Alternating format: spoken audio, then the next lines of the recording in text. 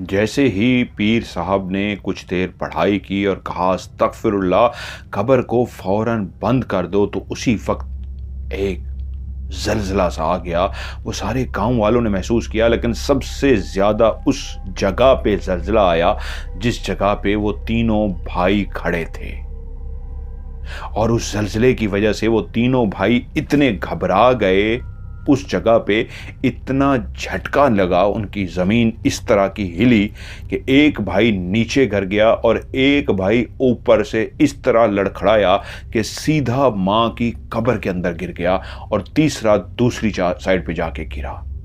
बाकी गांव में से कोई भी लड़खड़ा के नीचे नहीं गिरा था, लेकिन वो तीनों भाई लड़खड़ा के गिर चुके थे। एक अपनी मां की कब्र के अंदर गिर गया था, और गांव वालों को लगा कि ये क्या हुआ है। एकदम से जलजले का आना और इन तीनों भाइयों का लड़खड़ा जाना और कब्र के अंदर गिर जाना।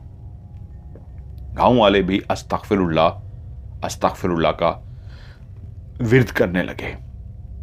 पीर साहब पढ़ते रहे और कहा, इस पर्दे को दोबारा डाल दो। कब्र और कब्र के अंदर लेटा हुआ मुर्दा एक पर्दा होता है, इस दुनिया से पर्दा करके जाता है। ये जिसने भी किया है बहुत गलत किया है। अल्लाह ताला हमें माफ फरमाए। जल्दी से इस कब्र को बंद कर दो। और फौरी तौर पे उस कब्र को बंद कर दिया गया, लेकिन उन तीनों भाइयों के ऊपर एक लर्जा तारी हो चुका था।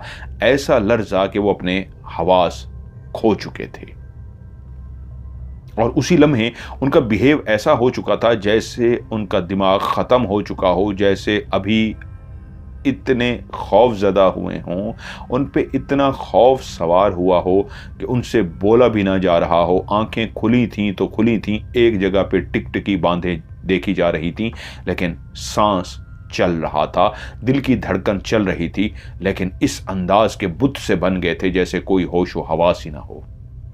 गांव वालों ने उनको पकड़ के संभाला। पीर साहब भी आगे बढ़े कि इनको संभालो। अब कुछ तो ये सोचने पे मजबूर थे कि मां की कब्र के अंदर ऐसी चीजें निकली हैं, उन पे सख्ता तारी हो गया है। बहुत अच्छे थे गांव वाले, उनकी बहुत इज्जत करते थे, मिलनसार थे, रवैया अच्छा था, एक ऐसे बाकिरदार इंसान थे कि कोई उनको ऐसा नहीं सोच सकता था कि ये काम वो खुद कर सकते हैं। इसलिए कुछ लोगों की राय थी कि मां को इस तरह पर्दा हटा के फिर से देखना इतने दिनों के बाद, और अंदर से ऐसी चीजें बरामद होने का उन पर लर्जा तारी हो गया है, सख्ता तारी हो गया। और कुछ लोगों को शक सा पड़ा कि कहीं इन्हीं की जमीन के नीचे इस तरह तेजी से जमीन हिली है, जलजला आया है, कहीं इनकी वजह से तो कुछ नहीं है। खैर, उन तीनों को सहारा दे के घर की तरफ लाया जा रहा था। सख्ते की हालत ऐसे थी कि पांव चल तो रहे थे, लेकिन दोनों साइडों से कंधों से पकड़ा गया था। हर भाई को, तीनों भाइयों को दो दो लोगों ने पकड़ा हुआ था। मिसाल के तौर पे एक शाकिर भाई है, तो उसको एक कंधे से एक शख्स ने पकड़ा हुआ था, दूसरे कंधे से दूसरे शख्स ने, और वो चल रहे थे। और शाकिर रोबोट की तरह कदम बढ़ा रहा था। कहाँ जा रहा है, वो कौन है, क्या चल रहा है, उसको कुछ भी होश नहीं था। इसी तरह उन तीनों को लेकर वहां पहुंचे उनके घर। पीर साहब भी साथ थे। अभी तक एक मामा था जो हल नहीं हुआ था कि ये कब्र के अंदर से आवाजों का आना और टेप रिकॉर्डर का इस तरह निकलना, जो पीर साहब ने गुस्से में तो फेंक दिया था, लेकिन ये क्या है, ये कौन हो सकता है, किसने किया है। अब जिनसे पूछा जाता कि क्या तुमको किसी पे शक है, तुम उस मां के बेटे हो जिसकी ये कब्र है, लेकिन वो तो खुद ऐसी जनूनी हालत में आ चुके थे कि किसी को होश ही नहीं था। अब उनके घर जब उनको लाया गया तो उनको चारपाइयों पे लिटा दिया गया। वो तीनों भाई चारपाई पे लेटे हुए थे, इस तरह की आंखें खुली हुई थी, हाथ पांव एक जगह पे ऐसे पड़े हुए थे जैसे मुर्दा वजूद होता है, लेकिन वो मुर्दा नहीं, जिंदा थे, सांस ले रहे थे इस अंदाज में जैसे एक जिंदा इंसान मुर्दों की तरह सांस ले रहा हो। उसके बाद उनकी हालत ना सिर्फ और बिगड़ना शुरू हो गई कि पीर साहब भी खामोशी के साथ कुछ देर पढ़ते रहे, उन पे दम किया और कहा, बहुत सारे राज ऐसे राज होते हैं जिनसे पर्दा उठाना बेहतर नहीं होता। उन राजों को राज रहना चाहिए। अल्लाह हम सबको माफ करे। जो भी हुआ ये बहुत खिलवाड़ था, जो भी हुआ ये बहुत बुरी हरकत थी। एक कब्र के साथ एक ऐसी हरकत, कब्र में कुरान रखना, कब्र में नूरनामा रखना, लालटेन रखना और टेप रिकॉर्डर रखना। वो खफा थे, कुछ देर पढ़ते रहे और उसके बाद बगैर कुछ बताए वो वहाँ से चले गए। अब गांव के लोग भी अस्तगफिरुल्लाह अस्तगफिरुल्लाह बहुत सारी बातें करते हुए उस घर से दूर जा रहे थे, लेकिन सबके पास एक सवाल तो था कि ये क्या था हमारे गांव के अंदर, ये कैसा मंजर था। अब घर वाले भी परेशान थे, उनकी बीवियां बच्चे भी परेशान थे। बच्चे तो बहुत छोटे थे कि ये क्या है, ये कैसा मंजर था, लेकिन किसी के पास सवाल का जवाब नहीं था कि किसने किया है, कौन है। आहिस्ता आहिस्ता गांव वाले भी चले गए, घर वाले उनको संभालना शुरू हो गए। जो रिश्तेदार थे करीबी वो घर में पहुंच गए, उनको होश में उनके नाम से पुकार पुकार के शाबिर, नासिर, होश में आओ, होश में आओ। लेकिन वो कहां होश में आने वाले थे, वो उसी तरह ही थे। यहां तक कि पता लगा कि वो होश में तो आ गए, लेकिन इस तरह कि उनकी दिमागी हालत बिगड़ गई थी। ना सिर्फ बिगड़ गई थी बल्कि वो पागल हो गए थे और ऐसी ऐसी हरकतें करना शुरू हो गए जो यहां पे बयान करना गलाजत से भरी हुई हरकतें थी। लेकिन घर वालों को अभी तक ये था, एक मां का दुख, ऊपर से मां की कब्र के अंदर से इस तरह की चीजों का निकलना, शायद इनका दिमाग उलट गया है। बेटे मां की मोहब्बत में इतने दीवाने थे और मां की कब्र से निकलने पे दिमागी तवाज़ुन खो बैठे हैं, उनकी केयर करने में लग गए, क्योंकि वो तीनों का दिमाग उलट चुका था, वो तीनों पागल हो चुके थे। उनका बहुत ज्यादा ख्याल रखा जाने लगा। वो अपने कपड़े फाड़ देते, वो अजीब सी हालत में करते, वो गलाजत खा लेते, वो कुछ भी किए जाते। लेकिन उनकी फैमिली, उनके करीबी रिश्तेदार उनका ख्याल रख रहे थे और उस ख्याल रखने का नतीजा जो कई दिनों नहीं कई महीनों पे मुहित था कि उनका वो जो दिमागी हालत थी वो ठीक भी हो जाती। कई महीने ऐसे रहने के बाद एक दिन ऐसा लगा कि उनमें से एक भाई जैसे होश में आ गया हो। इस तरह होश में आया जिसको कोई होश नहीं था, ना खाने का, ना पहनने का, ना वॉशरूम जाने का, किसी भी चीज का। वो चारपाई से ऐसे उठ के बैठा तो वो समझे कि वही दीवाना पागल जिस तरह रोज करता है फिर से उठ के बैठ गया है। लेकिन उसने अपनी बीवी की तरफ देखा और उसके नाम को पुकारा तो बीवी एकदम से परेशान हो गई। इसने मेरा कैसा नाम पुकारा, इसको तो मैं याद ही नहीं हूं, ये तो मुझे पहचानता तक नहीं है कि मैं कौन हूं, कौन नहीं है, मुझे कैसे पहचान रहा है। और जब उसने कहा जी आई, भागती हुई अपने शौहर के पास गई तो बीवी के पास देख के जो उसने अपनी बीवी का नाम पुकारा था वो उससे कुछ बोला। तब बीवी को यकीन आया कि होश में आ चुका है। वो जो इसका दिमागी तवाज़ुन खराब हो चुका था, बेहतर हो गया है, वो खुशी से निहाल हो गई, आओ भगत करना शुरू हो गई। मेहनत रंग ले आई है, हम उसको दीवानगी से, पागलपन से वापस ले आए हैं। फिर उसको बताया गया तुम बहुत अरसा पागलपन में रहे हो, अब तुम बेहतर हो गए हो। क्योंकि उसको इसलिए बताना पड़ा, उसके बाकी दोनों भाइयों की हालत अभी तक वही जनूनी थी, वही पागलपन थी। उसने कहा इसको क्या हुआ है भाइयों को, तो उसको बताया गया जब कब्र को खोला गया था उस वक्त से तुम तीनों की यही हालत थी, तुम लौट आए हो, ये नहीं लौटा।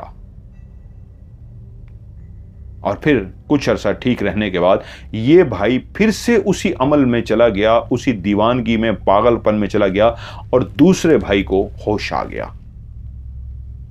उसको वो सारी बात बताई गई कि क्या हुआ था, क्योंकि वो परेशान था मेरे भाइयों के साथ क्या हुआ है। वो भी कुछ अरसा ठीक रहा, फिर वो दीवानगी में चला गया, पागलपन चला गया, फिर तीसरा ठीक हो गया। और फिर उसको बताया गया कि तुम्हारे बाकी भाई क्यों इस वक्त पागलपन है। लेकिन सवाल तो अपनी जगह पे गांव में अभी भी मौजूद था कि वो क्या था, कब्र के अंदर जो कुछ हुआ था, जो कुछ देखा था, ये तो इस घर की कहानी थी कि जहां पे घर वाले इन तीनों को देखभाल में लगे थे कि ये होश में आए। लेकिन गांव वाले तो एक दूसरे से अभी तक सवाल पूछ रहे थे, अस्तगफिरुल्लाह अस्तगफिरुल्लाह कहते हुए कि यार वो क्या मंजर था, किसने लालटेन रख दिया, टेप रिकॉर्डर रख दिया। अब वक्त और गुजरा तो ये तीनों भाई भी ठीक होना शुरू हो गए। लेकिन फिर एक ऐसा वाकया हुआ जिससे गांव वालों को पता लगा वो ठीक नहीं हुए। उनके वजूद के अंदर या तो कोई मखलूक बसेरा रखती है या किसी और मखलूक ने इनके वजूद पे, इनके दिमागों पे कब्जा कर रखा है, या फिर कुछ ऐसा है जो पॉसिबल नहीं है उसको मानना। उसमें एक वाकया जिन्होंने मुझे कहानी भेजी है वो कहते हैं मेरी आंखों का देखा हुआ है। मैं और मेरा एक दोस्त, कजन है मेरा, हम जंगल में ही, हमारा घर है, इर्द गिर्द आबादी नहीं है, जंगल में ही थे, तो वहीं हम उनको चचा कहते हैं। उनमें से एक का नाम लिया, फर्दी नाम शाकिर है, शाकिर चचा का नाम लिया कि हम जंगल में जा रहे थे तो हमने देखा सामने से शाकिर चाचा भी आ रहे हैं। तो मैंने जानता था बचपन के उस वाकये को, बड़े हो चुके हैं, उनकी उम्र भी काफी हो चुकी है, तो वाकया तो पता था, लेकिन ये पता था कि यार इनके साथ कोई मसाइल हैं। अब ये ठीक हैं, इंसानों में उठते बैठते हैं, घुल मिल गए हैं, लेकिन अभी भी मामलात गड़बड़ हैं। उन्होंने सामने से आते उनको देखा तो जिन्होंने कहानी भेजी है वो कहते हैं, मैंने उनसे कहा चाचा, तो वो रुक सा गया। जैसे ही रुका तो मेरे कजन ने एक ऐसा जुमला कहा, उससे ऐसा सवाल कहा जो उसको इंतहाई नागवार गुजरा, और एकदम से ऐसा गुस्से में आया, उसकी आंखें ऐसी लाल सुर्ख हुई, वो ऐसे तैश में आया और बोला, तेरी जुर्रत कैसे हुई ये सवाल करने की। उस वक्त उसका लहजा इतना बदल गया, उसकी आवाज़ के अंदर इतना भारीपन आ गया, और ऐसा कहते हैं, वो मैं खुद विटनेस हूँ, मैं खुद गवाह हूँ इस बात का, जो उन्होंने कहानी भेजी, कहते हैं मैं खड़ा देख रहा हूँ कि ऐसा गुस्सा और आवाज़ में ऐसी तब्दीली आ गई कि हम लरस गए, और अगला मंजर उससे भी भयानक था। हम दोनों हाडी बाडी वाले हट्टे कट्टे हैं, कज़न भी और मैं भी। अगर हम उस चाचा को, अब वो बूढ़ा हो चुका है, पकड़ के दोनों तरफ से पकड़ लें तो हिल भी नहीं सकेगा हमारी सेहत के आगे। लेकिन जब उसको हमारी बात नागवार गुजरी तो उसी लम्हे वहां पे एक साइड पे दरख्त पड़ा हुआ था, कटा हुआ। वो एक तना था, तने से जिस तरह दरख्त को काट लिया जाता है बिल्कुल नीचे से ही, तो एक पूरा लंबे दरख्त, हमारी इन पहाड़ों वाली साइड पे जो दरख्त होते हैं ना, ये बहुत लंबे लंबे और ऊंचे ऊंचे सीधे दरख्त होते हैं। और वो कहते हैं वो दरख्त जो कटा हुआ पड़ा था वो इतना बड़ा था कि अगर उसको कोई मर्द उठाना चाहे तो 8 से 10 इंसान चाहिए जो उस दरख्त को उठाने की कोशिश करें तो थोड़ा सा, यानी अपने कंधों पे उठा सकते हैं या उसको हिला सकते हैं। कंधों पे भी शायद वो कह रहे हैं ना उठा सकें, इतना भारी था, उसको हिला सकें 8-10 लोग। तो उसी वक्त वो गुस्से में धाड़ा और कहता है, निकलो ने तो ये दरख्त उठा के मारूंगा। कह रहे हैं हम उसकी बात पे हंस पड़े कि देखो धमकी भी दी है तो क्या दी है, कोई चलो डंडा शंडा उठा के बंदा मारता है, धमकी देता, लागर सा बंदा, इसको पकड़ लेंगे, इतनी भी इसमें क्या हिम्मत। लेकिन जब उसने दरख्त की धमकी दी तो कहता हमें हंसी सी आ गई, ये दरख्त उठा के हमें मारेगा, जिसको 8-10 बंदे उठा भी नहीं सकते, हिला सकते हैं शायद। और जब उसने देखा कि हम पे कोई असर नहीं हुआ, उसकी गरजदार आवाज़ का, बदली हुई आंखों का, लहजे का जो बदल चुका था, और हम खड़े हुए हैं, तो हमारे सामने वो चलता हुआ उस दरख्त के पास गया और हम खड़े उसको देख रहे हैं कि देखते हैं आगे क्या करता है। और जैसे ही वो उस दरख्त के पास गया है, उसने दोनों हाथों से जाके दरख्त को पकड़ा है और हमारी आंखों के सामने उस वाले हिस्से को जो उसके हाथ में था उसने उठाया है और दरख्त उठाना शुरू कर दिया है, और आगे से दरख्त उठ रहा था। वाकई वो नामुमकिन बात थी, वो अकेला लागर सा शख्स एक इतने बड़े दरख्त को दोनों हाथों से इस तरह उठा रहा था जैसे किसी छोटे से डंडे को उठा रहा हो। ये नामुमकिन था, लेकिन वो कर रहा था। और उसने जैसे ही पूरा दरख्त उठाया तो ये कैसे मुमकिन था कि हम वहां पे खड़े रह जाते, हम डरते ना। हम दोनों ने वहां से दौड़ लगा दी कि नहीं, यह नामुमकिन है उस दरख्त को उठाना। लेकिन उसने दरख्त हमारे सामने उठा लिया था, और जो इतना बड़ा दरख्त उठा सकता है फिर वो हमें मार भी सकता है। कहानी सिर्फ उन 3 भाइयों पे नहीं थी कि उनकी दिमागी हालत ख़राब हुई थी उस वाक़ये के बाद जो 1998 में 1998 में हुआ, बल्कि उसके बाद जो उनके बच्चे हैं, उनके तकरीबन वो कहते हैं 12 से 13 बच्चे हैं उन तीनों भाइयों के। वो आज तीनों भाई हयात हैं, उनके बच्चे भी हैं जो जवान हो चुके हैं, और वो पागलपन के जो दौरे पड़ते हैं, जिसको वो पागलपन क्या है वो भी मैं आगे आपको बताता हूँ क्या है, वो उनके बच्चों में भी आ गया। कैसे? कहते हैं हमारा एक कज़न है, वो जीप चलाता है। अब सड़कें बन गई हैं, लोग आते हैं तो वो जीप्स पे लेके जाते हैं, जो टूरिस्ट होते हैं उनको लेके आते हैं जीपों में। और जीपें ऐसे रास्तों से जहाँ पे लोग अपनी गाड़ियाँ नहीं लेके जा सकते, इतने दुश्वार गुजार रास्ते होते हैं, इतने ख़तरनाक रास्ते होते हैं कि आम बंदा वहाँ पे ड्राइविंग नहीं कर सकता। जीप्स चलती हैं, जो वहाँ के रहने वाले मकामी लोग होते हैं वही सिर्फ गाड़ियाँ चला सकते हैं, जीपें इस तरह की। तो कज़न ने भी अपनी जीप ली हुई थी और वो जीप चलाता। सर्दियों के दिन थे, बर्फबारी का सीज़न शुरू हो चुका था। रोडें जब बर्फ़ से ढक जाती हैं तो उस वक्त, अब तो फिर भी कहते हैं सहूलतें हैं, उस वक्त हुकूमत की तरफ से कोई सहूलत नहीं थी कि बर्फ़ को सड़क से हटाया जा सके।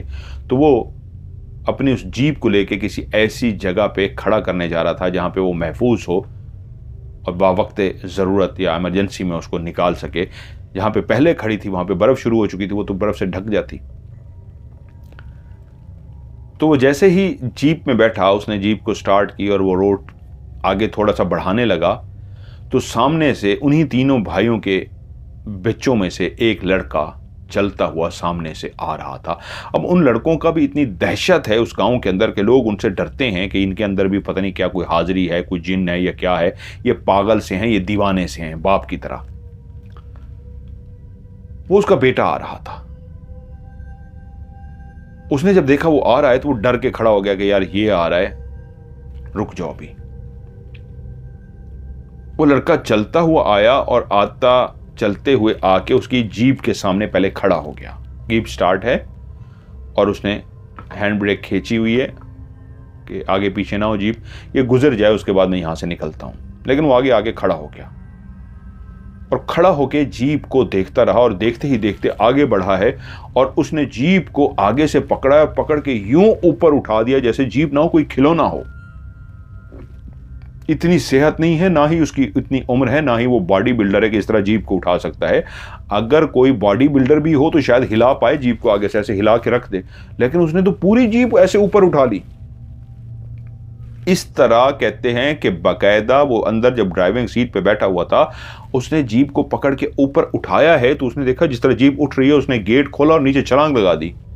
और नीचे जब उसने छलांग लगाई है, जमीन पे गिरा है, तो उसने देखा है जीप उसके हाथों में थी और ऊपर तकरीबन जमीन से 1.5-2 फुट 3 फुट ऊपर उसने उठाई हुई थी पूरी जीप को।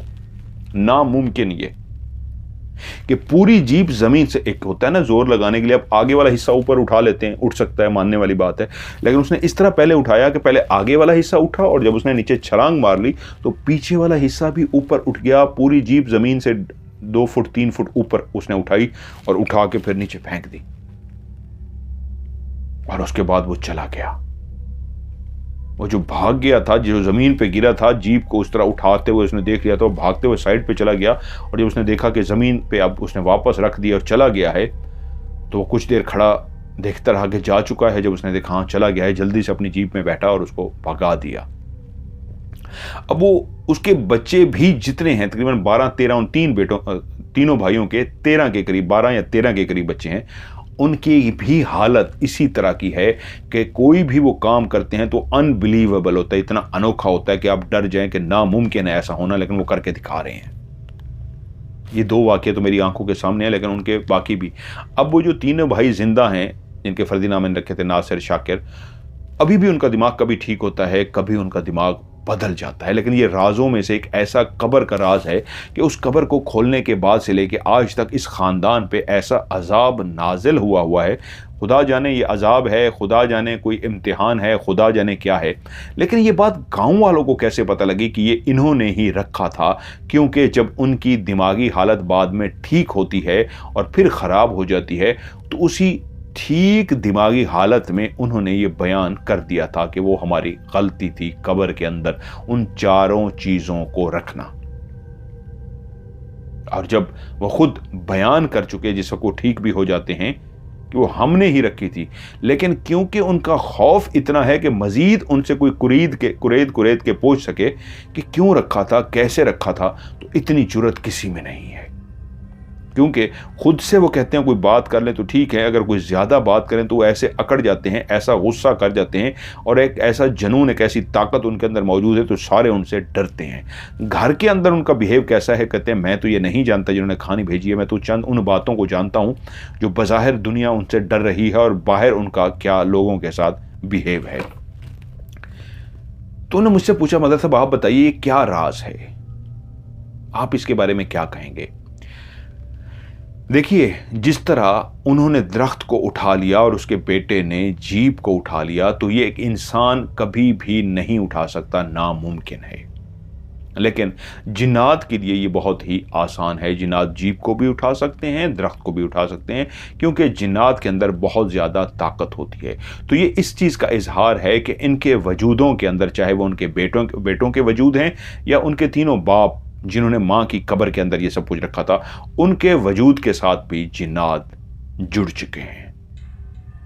और जब जिन्नात जुड़ जाते हैं, उनके वजूद के अंदर बसेरा रखते हैं, तो इंसान के अंदर इतनी ताकत आ जाती है कि आज भी लोग उनसे डरते हैं और वो इतनी भारी भरकम चीज़ को भी इस तरह उठा लेते हैं कि लोग खौफजदा हो जाते हैं। तो सवाल ये है, फिर इनके साथ जिन्नात क्यों अटैच हुए? जब उन्होंने खुद बता दिया कि हमने माँ की कब्र के अंदर वो चीज़ें खुद रखी थी, तो इतने अच्छे इंसान जो बुरे नहीं थे, पागल भी नहीं थे, दीवाने भी नहीं थे, ऐसी हरकतें करने वाले भी नहीं थे कि दिमागी हालत ख़राब थी, ऐसी हरकत उन्होंने क्यों की? एक तो ये सवाल है। दूसरा, जब वो कब्र को खोला गया और सामान को हटा दिया गया, तो उसके बाद जलजले का आना और उनका दिमाग का उस वक्त से लेके आज तक बदल जाना, वो आज तक पागल हैं, क्योंकि आज भी वो जिंदा हैं और आज भी उसी गांव में रह रहे हैं और उनके बेटे भी पागल हैं। तो इसका सिंपल जवाब है, कब्र के अंदर क्या होता है क्या नहीं, ये एक ऐसे राजों में से राज है जिसकी तरफ कभी जिंदगी में जाना भी नहीं चाहिए। कई प्रोग्राम जहां मुझे पता लगा फलां कब्रिस्तान के अंदर ये चीज़ है, फलां कब्रिस्तान के अंदर ये चीज़ है, यकीन मानिए मैं कभी जिन्नात से डरा ही नहीं हूं। एक नेचुरल खौफ हर इंसान के अंदर है, मेरे अंदर भी है, लेकिन उस जगह पहुंच के मैं भाग जाऊं डर के, इस तरह नहीं डरता मैं। जब उस जगह खड़ा हो जाता हूं, मैं कहता हूं तुम्हारी ऐसी की तैसी। वजह सबसे बड़े अल्लाह की ज़ात, और मेरा ऑरा इतना मजबूत होता है, मेरे जिस्म से उस वक्त ऐसी वाइब्रेशन निकल रही होती है, जिन भी देख लेते हैं ये डर नहीं रहा, ये वाकई जेन्युइन बहादुर है। वो वाइब्रेशन जिसको ऑरा बोलते हैं, 11 कलर होते हैं जो आपके जिस्म से निकलते हैं। 11 पिंक है, रेड है, वाइट है, ग्रीन है, येलो है, मुख्तलिफ 11 कलर हैं। आपका ऑरा होता है पूरा। आप उसको आजकल कैमरों की मदद से देख सकते हैं अपने पूरे 11 कलर्स को। तो जब मैं उस शो को, राज प्रोग्राम को करता था, तो मेरे जिस्म के वो जो 11 कलर निकलते थे, उसमें से वो कलर जो जिन देख लेते थे कि ये ऑरा इसका बहुत मजबूत है, ये डर नहीं रहा, ये वाकई जेन्युइन हमें लताड़ देगा, तो वो रास्ता दे देते थे। तो इसी तरह जिन हमारा ऑरा पढ़ लेते हैं, जो मशीनों से, कैमरों से आज हम ऑरा देख रहे हैं, जिन्नात को ऑरा हमारा नजर आ जाता है। इसलिए कहते हैं कौन कितना डर रहा है। बज़ाहिर आप बातें कर रहे हैं बड़ी बड़ी, लेकिन जिन आपका ऑरा देख लेते हैं कि इसके जिस्म से निकलने वाली जो लहरें हैं वो खौफ वाली हैं या दिलेरी वाली हैं, ये जिन्हों को पता लग जाता है। यही ऑरा होता है। इसलिए हम जब बातें करते हैं ना, जिन्हों को पता लग जाता है कि ये कौन डरपोक है और कौन बहादुर है, और ये भी पता लग जाता है ये कितना बहादुर है, बहादुरी का लेवल कितना है, उस ऑरा से पता लगता होता है। तो जब वो वहीं पे खड़े थे और कब्र के अंदर ये सारा सिस्टम किया जा रहा था, तो उनका ऑरा बहुत सारी वहाँ मौजूद और मखलूक को भी पता था। आप एक ज़लज़ले का उसी लम्हे आना और बाकी गांव वालों का भी महसूस करना, ये रब के राजों में से एक राज हो सकता है। एक बात। दूसरी बात, इस पे ज़्यादा मैं बहस नहीं कर सकता, मैं अपनी राय भी कायम नहीं कर सकता। ज़लज़ले का आना खुद आप बेहतर जाने, कब्र का मामला है और है। तो मैं जो कह रहा था कि मैं कभी भी जिन्नात से डरा नहीं हूँ। सॉरी, मैं भूल गया। भागता हूँ पागलों की तरह जिन्नात के पीछे। मेरा ऑरा उनको पता लग जाता है, डरने वाला नहीं है। वाहिद एक जगह ऐसी है जो कब्रिस्तान है, जहाँ जाते हुए मैं रुक जाता हूँ, मेरे हाथ पाँव ठंडे हो जाते हैं। वजह ये ऐसे राज होते हैं जहाँ पे मेरा हिम्मत, मेरी रूहानियत जवाब दे जाती है कि इन राजों के बीच में मैं नहीं पढ़ सकता। ये राज अल्लाह के राज हैं, ये आखिरत के राज हैं। उधर मैं इस तरह खौफजदा हूँ, जिन्हों से नहीं, मौत से भी नहीं, वो तो बरहक के आनी है जो रात कब्र में है, कब्र में है। तो मैं हमेशा कहता हूँ उन राजों से पर्दा उठाते हुए कि क्या हो रहा है, कहीं मेरा कैमरा कुछ ऐसा ना दिखा दे, कब्र खुली हुई है, कुछ ऐसा कैमरा ना दिखा दे। कुछ ऐसी गुजरी है मेरे ऊपर कि मैंने देखा है रिकॉर्डिंग के दौरान, उसके बाद से मैं डर गया था। इसलिए मैं कभी कब्रिस्तानों में बहुत कम घुसता हूँ, बहुत कम जाता हूँ मजबूरी में, लेकिन कोशिश करता हूँ ना जाऊँ। तो ये एक बहुत खौफनाक राज होते हैं, इनको इस तरह बयान करना मुश्किल होता है।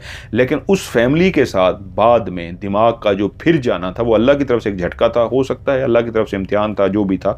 लेकिन जो आपने वाक़यात बताए हैं कि आज लोग उनसे बात करते हैं और जिस तरह वो ताकत का मुजाहरा करते हैं, तो सीधा सीधा जिन्नात हैं जो उनके साथ अटैच हो चुके हैं।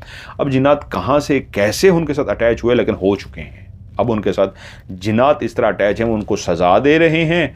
उनके साथ क्या हुआ है, वो जब पागल हुए हैं तो गंदगी की तरफ गए हैं, उसी वजह से उनके साथ अटैच हो गए हैं, किसी और वजह से अटैच हो गए हैं, ये तो खुदा बेहतर जानता है।